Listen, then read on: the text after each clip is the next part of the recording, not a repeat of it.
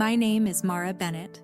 I'm 34 years old, and by the time my sister raised her plastic wine glass at our family picnic, I already knew she had been waiting all afternoon to embarrass me.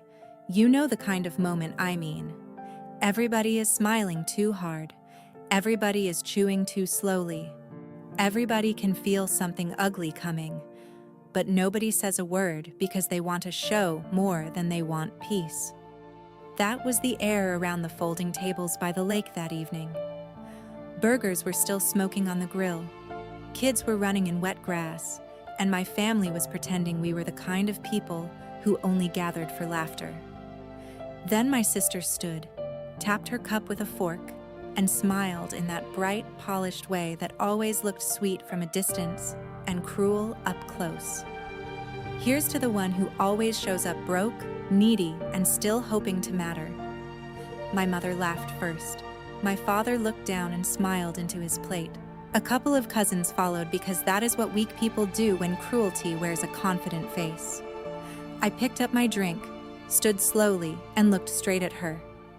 "Then let's raise one," I said, "to the desperate one who borrows from the person she mocks, lies about it in front of family, and still expects applause." The whole yard went still. Her smile dropped. My father finally looked up. My mother went pale. And my sister, for the first time in her life, looked scared instead of superior.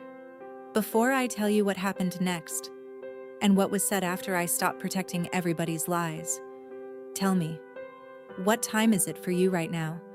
And where are you watching from? I'm curious to see how far this story will travel. Vanessa recovered fast because that was one of her favorite talents. She could fall on her face in public and still make it look like the floor had offended her. She gave a short laugh, touched the rim of her sunglasses, and said, "Wow, Mara, so we're doing this? At a family picnic?" The tone was soft, but the message was clear. I was the problem for answering, not her for starting. That had been the family pattern for years. She cut, I bled, and then everyone asked why I was making such a mess. "You started it," I said. "Don't act shocked because I finally answered." My mother, Carol, leaned forward with that breathy voice she used whenever she wanted to smooth things over without actually correcting anyone. "Girls, not here. Not here, not now, not in front of people." That was always the rule when Vanessa crossed a line. The problem was never the wound. The problem was always that somebody might see it. Vanessa shrugged like she was bored. I was making a joke. "You always do this. You turn everything into a drama because you're insecure." Some of the cousins looked away. Others watched with the kind of fascination people usually reserve for car wrecks. I set my cup down on the table before I crushed it in my hand. "A joke?" I said. "You borrowed $3,000 from me in February because your commission check was delayed. You borrowed $900 in April for your car. You borrowed again in June because the rent on your downtown apartment was due, and you didn't want your fiancé to know you were behind. Which part was the joke?" Her face changed at the edges first. That was the thing about Vanessa. She had trained her mouth better than her eyes. Her smile stayed up for one more second, but the panic had already surfaced. "You didn't have to say numbers," she snapped. "Exactly," I said. "You didn't have to toast me like I was your family charity case." A low murmur spread down the tables. My uncle stopped turning the corn on the grill. One of my younger cousins stared at Vanessa the way kids stare when adults accidentally reveal they are not gods after all. Jenna, my friend from work, who had come because she thought a lakeside picnic sounded peaceful, stood near the cooler with a paper plate in her hand and looked at me like she had just understood 3 years of conversations I had never fully explained. Vanessa crossed her arms. "So now you want to meddle because you helped your sister a few times?" "No," I said. "I wanted basic respect. That would have cost you less." That landed harder than I expected. Even my father, Richard, shifted in his chair. He had spent years mistaking my silence for resilience. To him, because I handled things, I needed nothing. Because Vanessa complained loudly, she must have needed more. That is how some families divide love. Not by fairness, but by who creates the most noise. Vanessa stepped closer. Tell them the rest, Mara. Tell them how you act like you're better than everybody because you have your sad little jobs and your saving spreadsheets and your thrift store clothes. You want everybody here to think you're some saint? Fine. Tell them how impossible you are. Tell them how you judge everyone. I laughed once because that was almost impressive. She had taken her dependence on me and translated it into my arrogance. I restore damaged documents for the State Museum all day, I said. Then I spend nights at a frame shop so I can keep my own life stable. I don't drink my paycheck. I don't lease luxury I can't afford. I don't insult people who cover for me. A hush passed across the yard again, but this one felt different. Not empty, heavy. The kind that arrives when the room realizes it has been listening to the wrong person for years. Vanessa looked toward our parents, waiting for rescue. That was when I knew she was more afraid than angry. People who feel powerful attack. People who feel exposed look for backup. My mother tried first. Mara, sweetheart, enough, she said, but her voice had lost authority. She sounded less like a parent and more like someone praying a fire would put itself out. My father cleared his throat. This doesn't need to become a spectacle. I turned to him. Then why was everybody comfortable when I was the spectacle 5 minutes ago? He had no answer for that. He just looked toward the lake, as if sunlight on the water might offer an escape route. Vanessa saw the hesitation and got reckless. You're unbelievable, she said. After everything this family has done for you, you stand here acting like a victim? That almost made me laugh again, not because it was funny, but because it was so shameless. What exactly has this family done for me, Vanessa? I asked. Say it clearly. She opened her mouth, then closed it. She was good at tone, implication, insult, performance. She was much weaker with facts. My Aunt Diane, who had always adored Vanessa's polished life and expensive hair, jumped in from the far end of the table. Your parents have always included you, Mara. They've always supported you girls equally. Equally? I said. That's interesting. I reached into my tote bag and pulled out the small accordion folder I carried because I had stopped trusting my own family's version of history. Some people journal for healing. I keep records. Museum work does that to you. When you spend your days preserving evidence, you stop treating memory like truth just because it sounds emotional. Mara, my mother said sharply, seeing the folder. Don't. No, I said. Today, we do this properly. I opened the folder and took out several copies of bank transfers, printed texts, and one handwritten note Vanessa had once left in my mailbox asking me not to tell anyone she was short on rent again. I did not wave them dramatically. I did not shout. That would have let everyone dismiss me as emotional. I simply placed the papers on the table beside the potato salad, like receipts arriving for a meal nobody wanted to pay for. February 12th, I said.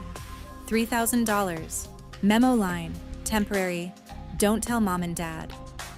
April 4th, $920 for your car repair. June 21st, $1,500 because Liam thought you had already covered your half of rent. August 2nd, $800 for the destination bachelorette trip you swore you couldn't back out of because appearances mattered. Vanessa went white. Not embarrassed. White. One of my cousins whispered, "Oh my God," loud enough for half the table to hear. Aunt Diane stopped talking. My father stared at the papers like they were written in a language he had hoped never to learn. You kept receipts? Vanessa asked. Of course I did, I said. You taught me to? That was the first truly honest sentence of the evening. I had not started my 20s suspicious. I became suspicious after too many stories changed when she retold them to other people. After too many favors became proof that she was generous because she allowed me to help. After too many humiliations came dressed as jokes. Jenna quietly moved from the cooler to stand near me. She did not touch me or interrupt. She just stood there, which was somehow more powerful than all the speeches people could have made. Vanessa looked at our parents again. "Are you really going to let her do this?" she demanded. My father rubbed a hand over his jaw. "Did you borrow this money?" She hesitated. That was all the answer anybody needed. "That's private," she said finally. "No," I said. "It was private when I was protecting you. You made it public when you used me for a punchline." She took a step toward the papers, and I put my hand over them. "Don't," I said quietly. "You've been rewriting me for years. You don't get to rewrite documents too." A few relatives actually looked down then, ashamed, not all of them. Some people will watch injustice for a decade and still think the real offense is when the victim becomes articulate. But enough of them shifted that I could feel the balance changing. Vanessa sensed it too. That was why her next move was so ugly. She looked at me and said, "Maybe if you weren't bitter about ending up alone, you wouldn't be this obsessed with money." The cruelty of that line was deliberate. She knew exactly where to aim. I had ended an engagement 2 years earlier after discovering my fiancé had quietly opened a credit card in both our names and expected me to absorb the debt because I was better with responsibility. My sister knew how painful that season had been. She knew I had spent months rebuilding my finances and my trust, and she used it anyway, right there between the paper plates and lemonade. I looked at her for a long moment. "That's fine," I said. "Keep talking." Her chin lifted, mistaking calm for weakness. "No, really. Tell them more. Tell them how miserable you are. Tell them why you can't stand seeing other people happy." "Happy?" I repeated. "Vanessa, you aren't happy. You're expensive." That one froze the room again. My uncle coughed into his fist to hide a laugh. One cousin failed to hide it at all. Vanessa heard that, and humiliation finally broke through her polish. "You jealous, bitter little—" "Finish that sentence," I said. "And I'll read the text where you called me crying from the grocery store because your card declined and you said, 'Please answer. You're the only one who ever fixes this.'" That did it. She stopped. For the first time in my adult life, my sister had reached the edge of what performance could save. I should tell you something about humiliation in families. It rarely arrives as one big event. It is usually years of tiny permissions. One mean joke no one corrects. One favor never repaid. One daughter praised for sparkle while the other is praised for endurance. As if endurance is not just neglected love, wearing sturdy shoes. Standing there at that picnic, with receipts on a folding table and my sister shaking with anger, I understood that I was not ending a single fight. I was ending a role. "Here's what happens now," I said. "Since we all like public statements so much, let's make one. From today forward, I am done covering your rent, your bills, your emergencies, your image, and your lies." Vanessa gave a short, disbelieving laugh. "You're being dramatic." "No, I'm being exact." I took one sheet from the stack and held it up. "Total unpaid amount, including the money you promised to return last summer, $7,280. My mother made a soft sound under her breath. My father looked at Vanessa with a kind of stunned disappointment I had never seen directed at her before. She saw it too, and it rattled her more than anything I had said. "I was going to pay it back," she said. "When?" I asked. "After the next brunch? After the next spray tan? After the next lease renewal on an apartment you can't afford?" "Mara," my mother said, but there was no conviction in it, only fear. Vanessa's fiancé, Liam, who had been helping with the grill and avoiding the center of the drama like a man trying not to step on a landmine, finally walked over. "Wait," he said slowly. "You told me your bonus covered the back rent." Vanessa turned toward him so fast I thought she might snap. "This is not the time." "Actually," he said, "it seems like exactly the time." That changed the shape of everything. Until then, Vanessa had still been fighting me from high ground, but now somebody from her own carefully managed life had discovered he had been standing on cardboard scenery. "You lied to me?" he asked. "Don't do this here," she hissed. I almost pitied her then. Almost. But pity is dangerous when you have spent years confusing it with obligation. "You lied to everyone," I said. "And every time I stayed quiet, you used my silence to build a better version of yourself." She pointed at me. "You love this. You love making me look bad." "No," I said. "You did the looking bad part yourself. I just stopped editing." There it was. The sentence I wish I had learned at 25 instead of 34. My father stood up from his chair. He was not a large man, but in that moment he seemed older than I had ever seen him. Not weak, just tired. Tired in the way people look when they realize their comfort has been financed by someone else's restraint. "Vanessa," he said, "is the number real?" She hesitated again. "It's not that simple." "That means yes," I said. My Aunt Diane tried once more to rescue the mood. "Families help each other." I looked right at her. Families don't mock the person helping them and call it a toast. That shut her up for good. Liam stepped back from Vanessa as if he physically needed distance to think. "You said Mara was always asking for help," he said quietly. "You told me she was irresponsible." Vanessa opened her mouth, but there was nothing left that would sound believable. That was when the first real consequence landed, not in private, but in front of everybody. It was not loud. It was worse. People began to move away from her.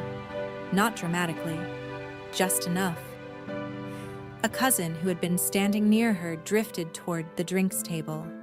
Aunt Diane sat down and looked at her lap. My mother stopped trying to soothe.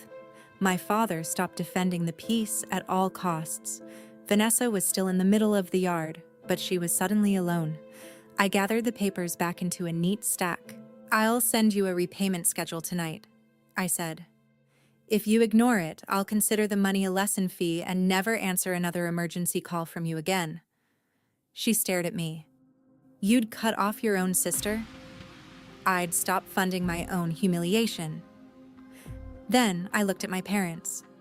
"And before either of you asks me to be the bigger person, don't. I have been the bigger person so long you all mistook it for my permanent shape." Nobody spoke. The breeze off the lake moved the edges of the tablecloth. A paper napkin lifted and fell. Somewhere behind us, one of the little kids asked if dessert was ready, which felt almost absurdly normal. That is what family ruptures are like. The world does not stop. It just reveals itself. People started leaving early after that, which would have offended my mother on any other holiday. But that evening, she barely noticed. A picnic built on appearances cannot survive the truth for very long. As relatives folded chairs and loaded coolers, I caught fragments of the news story spreading in low voices. I had no idea. 7,000? She called Mara broke? That's unbelievable. It was not everyone suddenly joining my side. Real life is slower than that. Some still thought I had gone too far. Some believed the old family religion that public peace matters more than private fairness. But the spell had broken, and once a family spell breaks, it rarely returns in the same form. Vanessa tried twice to corner people into sympathy. First my aunt, then Liam. Neither conversation lasted long. Aunt Diane, who had spent years praising Vanessa's taste and charm, finally said the one useful thing I had ever heard from her. I can't defend you tonight. Liam did not yell. He looked worse than angry men look. He looked embarrassed to have been made into an audience member in his own relationship. He handed the grilling tongs to my father, said he was taking a walk, and did not come back for nearly 40 minutes. I stood by the dock while the sky deepened into that dusky blue that makes everybody look softer than they are. Jenna came up beside me and offered me a bottle of water. I used to think you were exaggerating, she said. Not about her exactly, about how alone you felt in your own family. I took the bottle and nodded. Most people don't understand family scapegoats unless they've been one. You were never broke, she said. You were carrying people. I laughed quietly. That should be on a greeting card. But the truth of it settled into me harder than I expected, because that was the insult at the center of everything, wasn't it? Broke. Not financially, though they liked pretending that. In their minds, I was broke because I lived carefully, because I drove a 12-year-old car, because I wore my hair simple and my clothes practical and did not perform wealth for strangers, because I chose safety over spectacle after nearly letting the wrong man ruin my future. To Vanessa, restraint looked like failure because she had never learned the dignity of enough. I remembered a night 16 months earlier when she had called me crying from outside a boutique hotel downtown. She had been locked out after a birthday dinner, too embarrassed to ask Liam for money, too proud to admit she had spent her rent. I drove 40 minutes, brought her cash, sat in the car while she redid her lipstick in the mirror, and listened to her promise me it was the last time. 2 days later, she posted photos from that same dinner with the caption, "Blessed beyond measure." That memory had stayed with me because it captured the whole architecture of our relationship. I handled the invisible beams. She hosted people in the finished room. By the time the last cousins left, the yard looked tired, crushed cups in the grass, half a watermelon sweating on the table, a tray of buns gone stiff in the evening air. My parents stood near the patio, waiting for me, and I knew from the shape of their silence that the second part of the night had arrived. Not the public one, the honest one. Vanessa sat in a chair under the string lights with her arms wrapped around herself. She no longer looked glamorous. She looked cornered. Good, I thought, and then hated that thought for half a second before accepting it. Consequences always feel cruel to the people who never expected any. "Mara," my father said, "come sit down." I did not want to. Sitting suggests comfort, and I was not there to comfort anyone anymore. Still, I pulled out a chair and faced them. Jenna squeezed my shoulder once before heading to her car, giving me the kind of exit people give when they know the next conversation belongs to blood, history, and damage. My mother folded and unfolded a paper napkin in her lap. "You blindsided us," she said. It was such a mother sentence. Not, "We failed you?" Not, "We should have seen this." Blindsided us, as if the true injury had been our late arrival to the truth. "No," I said. "I've been signaling for years. You just didn't want to read it." My father looked at Vanessa. "Go inside." She stared at him. "Why am I the only one being treated like I did something wrong?" He did not raise his voice. "Because tonight, you did." It was small. It was overdue. It was also the first time I had ever heard him say anything like that to her without cushioning it in 12 layers of explanation. Vanessa stood so abruptly her chair scraped the patio. She looked at my mother for rescue, found none, and went inside, slamming the screen door hard enough to rattle the frame. The sound hung in the air. My mother flinched. I did not. When the yard settled again, my father leaned forward with his forearms on his knees. "How long has this been going on?" he asked. "Depends what you mean," I said. "The borrowing, about 4 years. The insults? Longer. The expectation that I'll absorb whatever she creates? Most of my adult life." My mother's eyes filled. "Why didn't you tell us?" "I did," I said. "Just not in ways you respected. I said I was tired, I said I couldn't keep doing it. I said her comments were cruel. Every time I got told she was stressed or sensitive or didn't mean it, or that I was stronger and should let things go. You two didn't hear me because the role you gave me was useful. That landed where it needed to.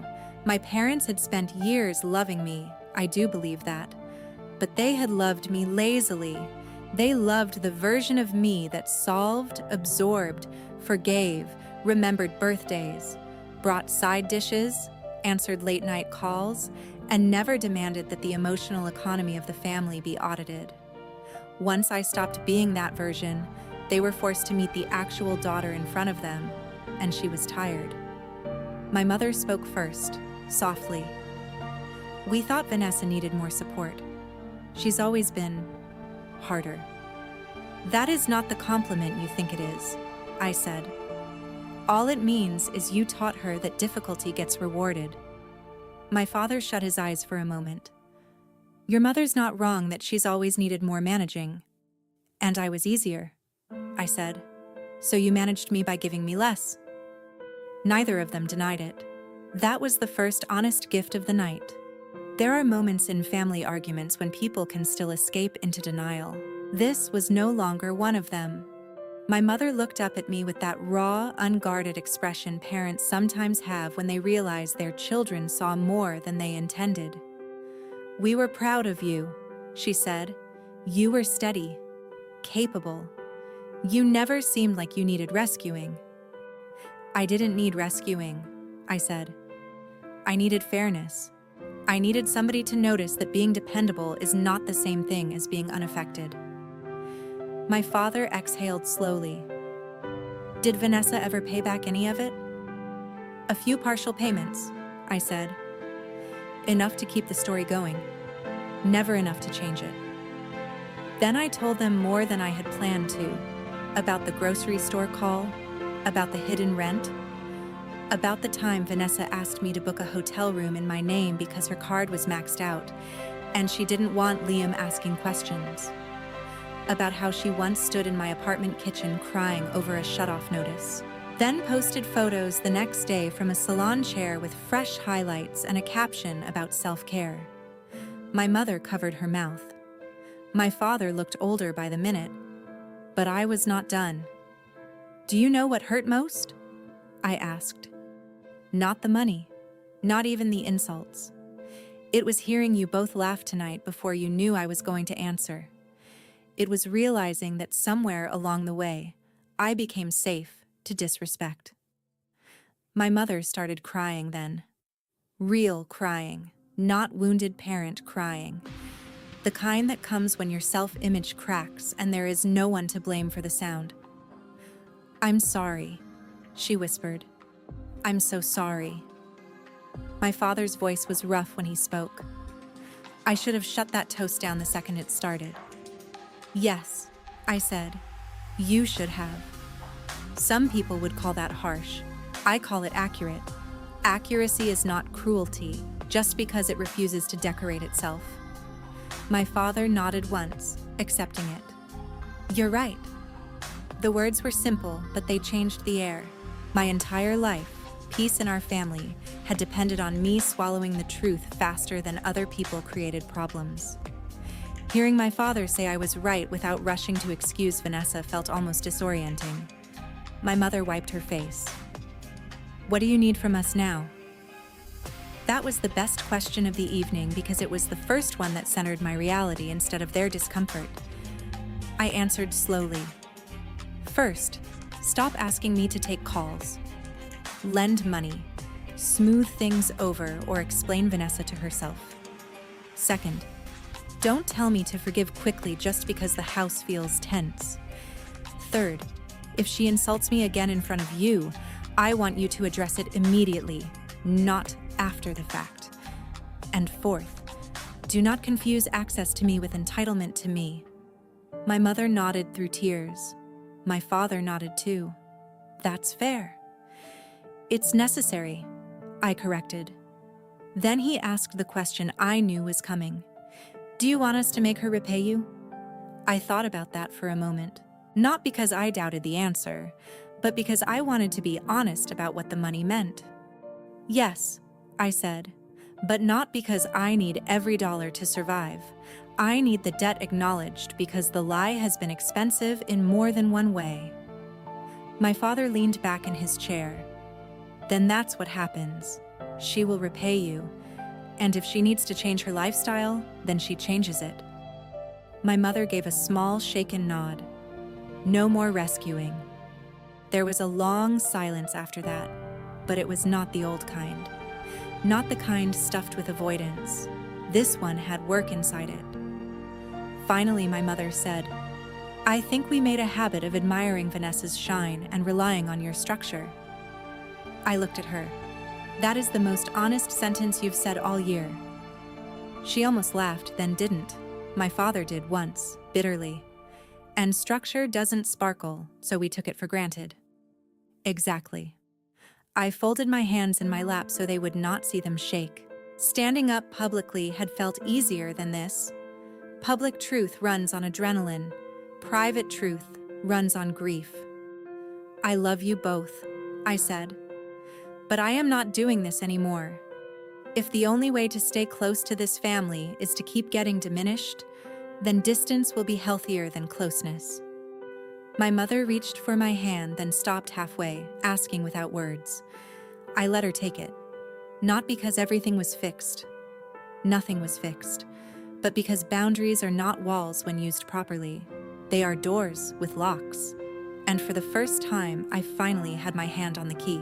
Vanessa came back outside 20 minutes later with her mascara smudged and her anger rearranged into wounded pride. Liam was with her, but he stood a little apart, as though proximity had become a decision instead of a habit. My parents looked at her differently now. That was the quiet miracle of the night. Not that they suddenly stopped loving her. Parents rarely do. The miracle was that love had finally stopped blinding them. "Sit down," my father said. She did. No performance, no dramatic sigh, just a rigid, tense drop into the patio chair across from us. My mother spoke first this time. "You owe Mara an apology." Vanessa gave a short laugh that had no humor in it. "So that's what this is? A tribunal?" "No," I said. "It's the first normal conversation this family has had about your behavior in years." She looked at me with naked resentment. "You humiliated me. You announced me as broke in front of 30 people. As a joke." "No," my father said, and all four of us turned because he almost never interrupted her. "It was not a joke, it was mean, and you knew exactly what you were doing." Vanessa stared at him as though he had switched languages mid-sentence. My mother swallowed hard and added, "And the money is not a misunderstanding. It's debt." I watched those words hit her. Debt. Not favor, not support. Not a temporary thing between sisters. Debt. That single label stripped years of pretty storytelling off the bones of what she had done. She looked at Liam, but he had nothing ready for her. "Did you tell Mara I covered the rent?" he asked quietly. She said nothing. "Did you tell your parents she was the one always asking for help?" Silence. "Vanessa." His voice did not rise. It hardened. "Did you?" "Yes," she muttered. No one moved for a second. Then my father said, "You will repay Mara every dollar. We can help you build a plan, but we are not paying it for you." Her head snapped up. "You'd make me struggle over this?" My mother's answer came before anyone else's. "No, we're making you face what you created." I wish I could explain how startling that felt. My mother had spent so much of our lives buffering consequences before they reached Vanessa that hearing her stop felt like hearing a long-stuck door finally open. Vanessa turned to me again. "You know what? Fine. Take your money, if it means that much to you." "It does," I said. "Not because I worship money, because I respect effort. Every dollar you treated casually cost me time you never valued." She rolled her eyes, but weaker now. "You always have to make everything into some moral lesson." No, I said. Life did that. I'm just finally saying it out loud. Liam rubbed a hand over the back of his neck. I'm going home, he said. Vanessa looked at him in disbelief. Seriously? Yes, he said. Because I don't know which part is worse. The debt, the lying, or the way you publicly tore down the person who covered for you. He looked at my parents. I'm sorry this happened here. Then he looked at me. And I'm sorry I believed it. He left without slamming anything, which somehow made it more final. Vanessa watched him go, stunned into stillness. That was the second real consequence of the night. The first was exposure. The second was loss. She stood to follow him, then stopped because there was no dramatic exit left to make. My father gestured to the chair again. Sit. She sat. I had never seen her look small before, not because she had become innocent, but because arrogance had finally been separated from protection. You are going to apologize properly, my mother said. Vanessa looked at me with wet eyes full of anger, shame, and the stubbornness of someone forced to meet herself without lighting. I'm sorry, she said flatly. My father shook his head.